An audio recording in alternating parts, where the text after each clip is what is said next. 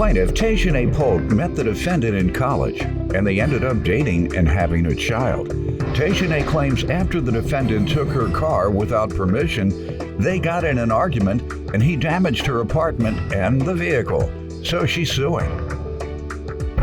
Defendant Joseph Cambridge insists he had permission to drive Tejane's car, but he claims she took the vehicle back and left him stranded.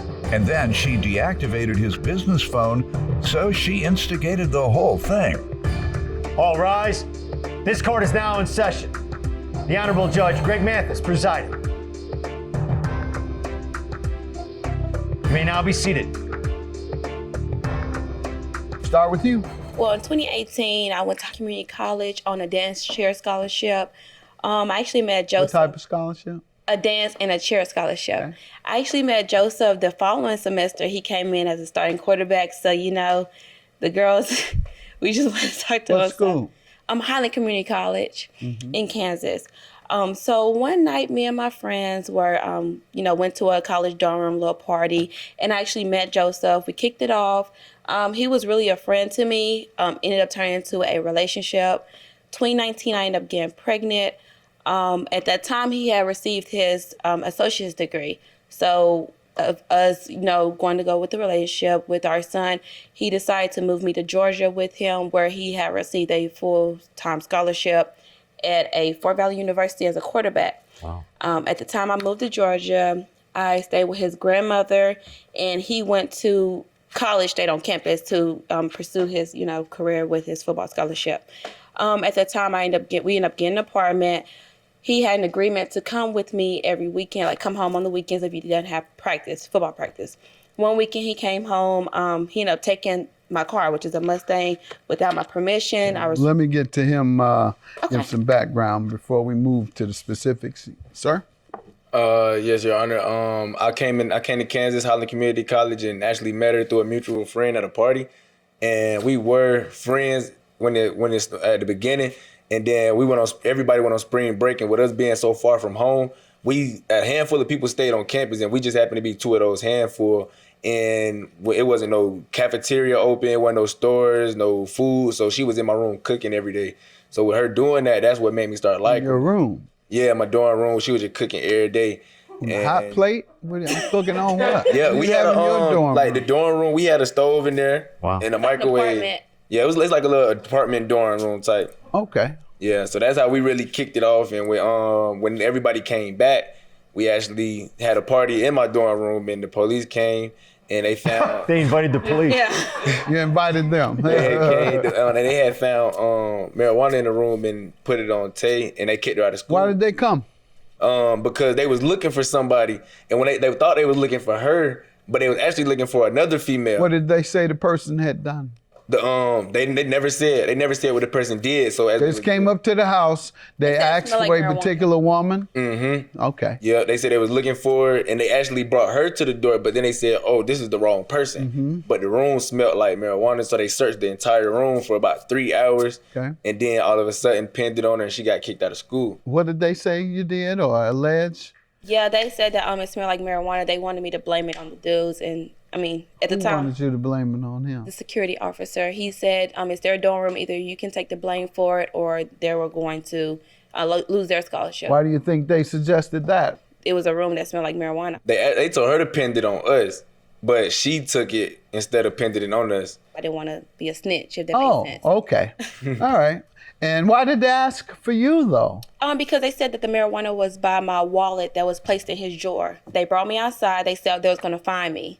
And at the time, I was like... Okay, so you got punished for it. Yeah, I got punished for All right, you're the one that got punished Yes. for their weed because you weren't no snitch. Yes. So no snitch got you put out of school. Mm-hmm. And by the way, the no snitch quote for all you middle class kids that think y'all doing something when you say, snitch, that's for criminals. Mm-hmm. That no snitch policy is for criminals when they are talking about testifying against each other.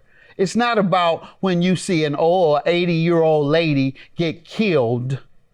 I ain't gonna snitch about that 80-year-old woman being killed. I ain't gonna even give an anonymous tip. It's not that. And some square must have made y'all think that, because any street guy know that that's not what snitching is. Snitching is telling on your fellow criminals. A rat, a snitch, you've informed, all of those words are criminal terms. So are you a criminal? No, I am not. All right, well, snitch shouldn't come into play with you. Go ahead, sir. What did happen after that? Yeah, it was actually about 5 of us. After y'all gave her up to the police, after you strong, tough football players gave this young lady up to the police. That's what I told her. I kept telling her, like, don't take the blame. Like, don't do it. Don't do it. But she Okay. just did At least it. you told her not. I told her not to, but after that, it was like a couple days went by. She ended up getting kicked out of the school. And like a month later, they found something in my room while she was gone. So I got kicked off campus. And that's why I'm in favor of recreational marijuana for sure. And here you all are getting records like millions of other kids have gotten criminal records for smoking a joint. You couldn't afford no more than a dime bag than 5 joints in college. That's all it was. So you couldn't have had no more than 5 joints. And she get kicked out and you get a record. That's shameful. And here you all are getting records like millions of other kids have gotten criminal records for smoking a joint. You couldn't afford no more than a dime bag than 5 joints in college. That's all it was. So you couldn't have had no more than 5 joints. And she get kicked out and you get a record. That's shameful. Plaintiff Tejane Polk has a child with the defendant. She claims after an argument, the defendant damaged her apartment and vandalized her vehicle. I think that that's one of the reasons we should have recreational marijuana. In some states, if you had a marijuana conviction and it wasn't for distribution or sales, it was for use, and that's based on the amount you were caught with, then it's wiped off your record automatically. So that's what all the other states should do, because they passed a law, 1 joint will disqualify you for financial aid. Yeah, it happened. Oh, yeah. Just like they did with public housing. Yeah, that came from the Clinton era. You remember the I didn't Inhale. Yeah, I didn't inhale. It came from the I didn't inhale crowd. If you get caught with a joint in public housing, they put you, if you over there visiting your mama, somebody, the superintendent, whoever come in and smell weed, put your mama out because she had weed in the house because the son didn't come over and visit, whatever the case. Hell, and poor people need them a joint every now and then. Yeah, that's stress. Yeah, oh, that's stress. Go ahead. So they do what to you again over this weed? Basically, they just told me that I had to leave off of campus. If I couldn't find nowhere to stay off campus, then I had to go back home, back to Georgia. And but my coaches, I was a good player, so my coaches actually found a place for me, and they pitched in and got me a spot off of campus. Good. And I went home for like a week, and I had her come to Georgia, and that's when she ended up getting pregnant. And then I had invited her to move out to Kansas with me while I was in school. And even around that time, we knew that we were fighting up there, arguing all the time and stuff About like what? that. About everything. And we was living together. I couldn't go nowhere. She ain't go nowhere. We were just stuck in the house together 24/7 every single day. And then she was pregnant, so her emotions was getting crazy, and I wasn't used to being around that. So it was a lot of stuff going on. And then the season ended. We ended up going back home. I ended up going to Fort Valley, and I brought her down to live with me in Georgia.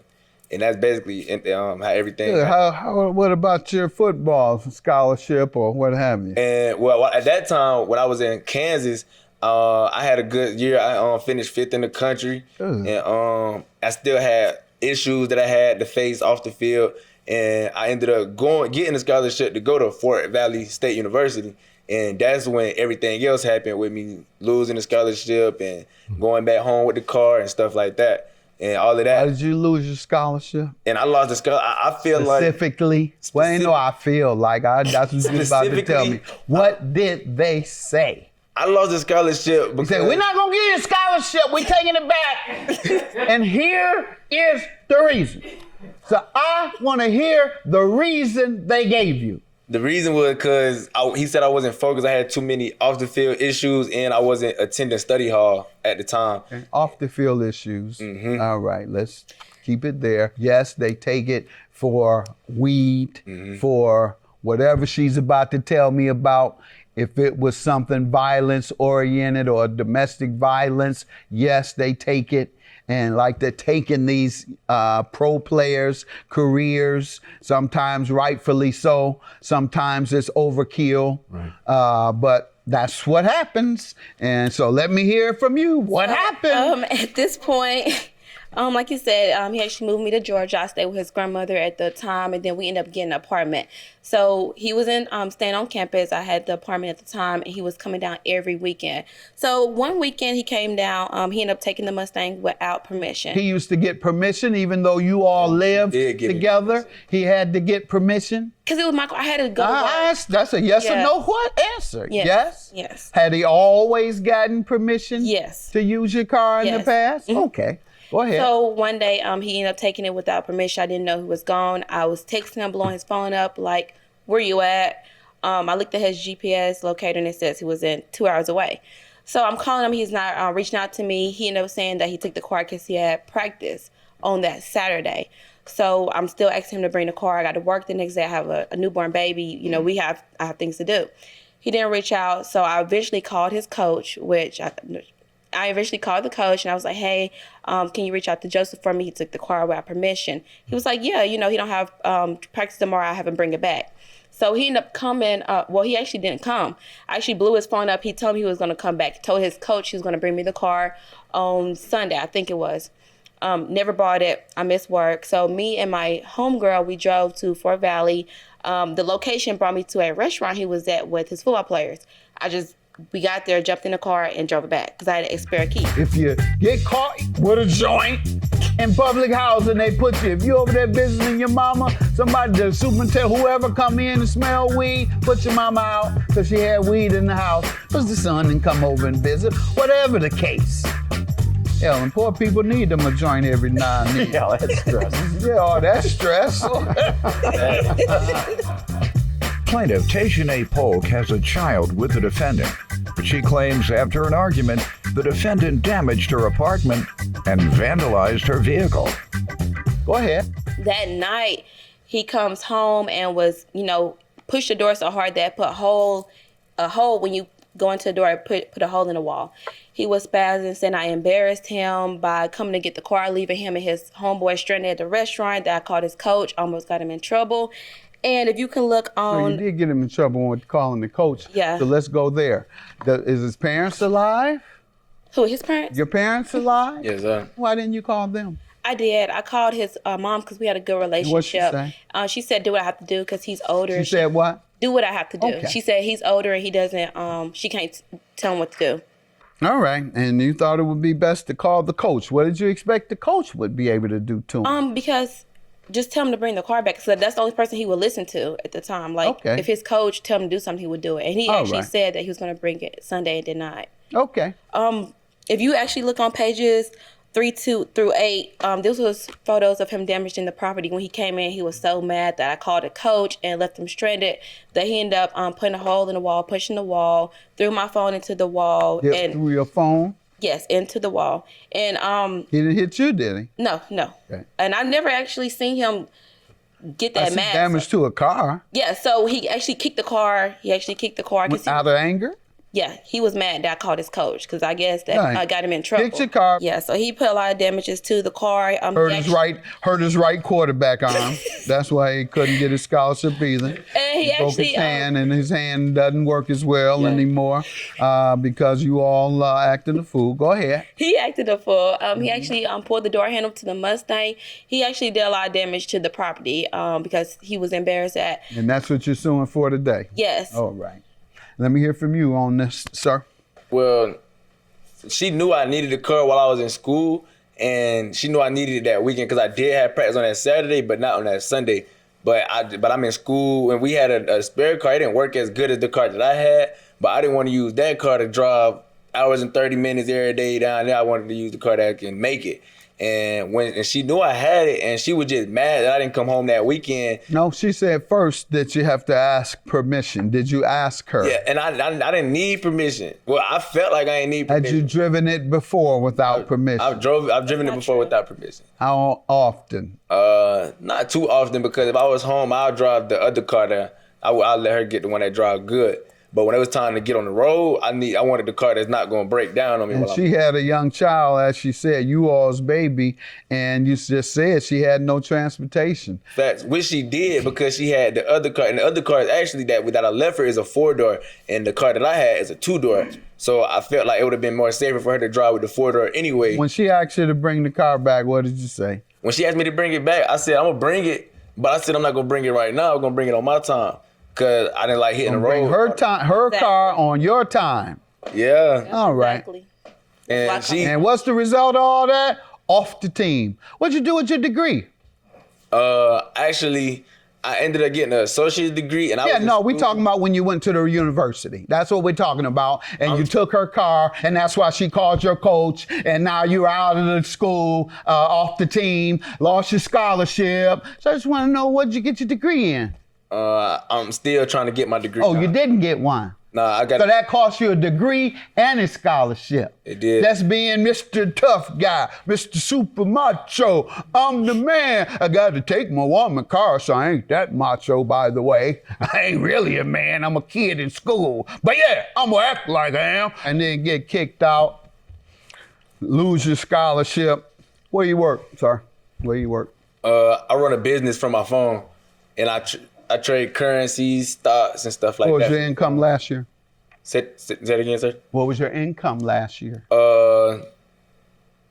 Last year? Don't even know. No. All right, I got you, sir. Do all this and don't know what you made. When she asked you to bring the car back, what did you say? When she asked me to bring it back, I said, I'm going to bring it, but I said I'm not going to bring it right now. I'm going to bring it on my time, because I didn't like hitting the road. Her car on your time. Yeah. All right. Exactly. And what's the result of all that? Off the team. Plaintiff Tayshanae Polk has a child with the defendant, but she claims after an argument, the defendant damaged her apartment and vandalized her vehicle. Go ahead, sir. What do you say about the damages? The damages, I personally feel like I don't owe her for any of the damages. I did it, but it was out of rage of emotions that she built up into me, which was leaving me stranded out there. Do you think you can get back in college? Yes, Your Honor. All right, you need to, because your reasoning and logic is very, very damaged. If you think just because you didn't like her asking for her car back, and when you wouldn't respond, and you took the attitude, I bring it when I want to bring it, and she go to your coach, now suddenly you want to go off because she made me go into a rage for asking me for something that belonged to her. Not only that, but like I said, I run a business from my phone. And the reason all of the damages happened because she deactivated the business account that I had. That was in her name? Was it in her name? Yeah. No, Your Honor, it was in my name. How can she deactivate something that her name isn't on it? She logged into the account. Like it's all electronic. It's all electronic. Is that true? I did, but that was when he damaged the property. You deactivated his business phone. But I ended up paying it back. I paid him the $235. But why did you do it? Just as retaliation? So you all were retaliating against each other? No, that's because he ended up damaging my phone as well. So when he threw my phone, it broke my phone. So I was telling him, you need to get my phone fixed. He did not do that as well after he lied. So you deactivated the account to get him back? Yes. All right, so that's what I just said. I'm sorry. You all were going up against each other, damaging each other. He damaged your property, you damaged his business. He's good, luckily, he's not countersuing because he would win as well. You would win and you would win. You damaged or caused him problems with his business, retaliating, as you admit, and he retaliated for you calling the coach. So have a good day. Judgment for the plaintiff.